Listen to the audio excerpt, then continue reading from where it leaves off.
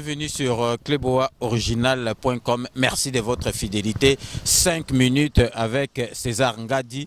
Ndenge boyebi ke 5 minutes boyebi ke zorabatuka 5 minutes 5 minutes alelo tozali kolobela makambo ba combattant boyebi ke ba panzana ba combattant ba komana ba camp ya Bodombo, Bakan Mususu ya Martin Sali, Bakan Mususu ya Rex, mais à comment on politicien, donc ba combattant, ba zendeng bazalaki ya kalate, ba combattant ba combat soki moko asali makamala Mususu aroya kaka po abebisa.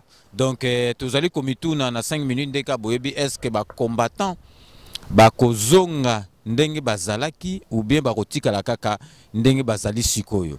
Donc, dès que na 5 minutes, nous vous laissons les soins d'en tirer vos conclusions. Mais solution est zoami pour nos combattants.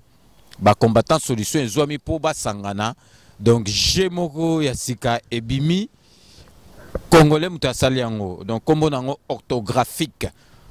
Orthographique.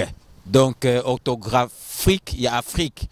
Donc, ceux qui combattants au bout de la mboka, il faut aïbapé.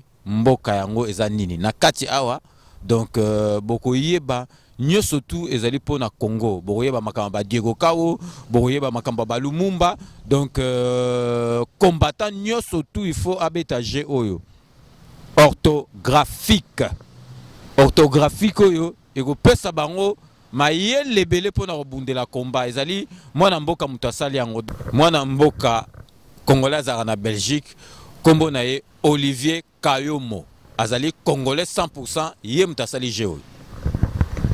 Donc binonyo surtout ba combattant na ba non combattant donc pas combattant bundela mboka il faut ba mboka na ye. Donc orthographique ezali j'ai asika ya société oyo congolais asali yango. Congolais yango za na Belgique kombo na ye ya Olivier Kayomo azali congolais 100% yé mutasali jeo.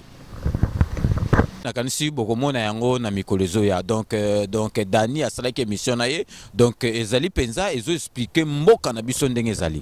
Donc comme on dit toujours, nous vous laissons les soins d'en tirer vos conclusions et de nous faire parvenir vos commentaires sur votre site. N'oubliez pas, tout le monde est d'accord et il en restera ainsi pendant longtemps. À très bientôt.